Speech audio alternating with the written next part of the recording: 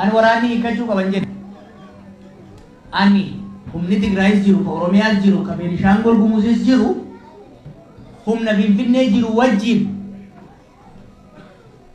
Humna Finfinnee jiru wajjin dirdiri keessaa seenudha. Dhagaa. Dhiisa harka dhiisa. Humni ani hiikkadhu yoo jeen hiikkatu hin jiru warra. Maaliif dhaloota mataa fiitiin malee namaan hin masa qabne ijaarree jirra. Ijoolleen bosona jirtu bar ijoollee teenya ijoollee nu qarre nama biraati miti. Namni harka kennu namni qawwee hiikkatu hin jiru.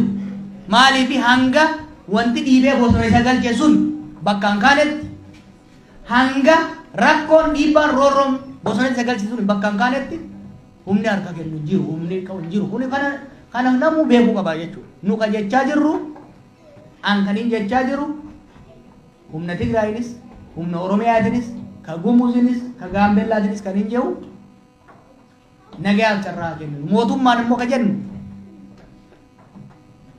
dhiisii karaan kunii sis biyyas saba keenyas qilee malee gara tokko hin geessudha.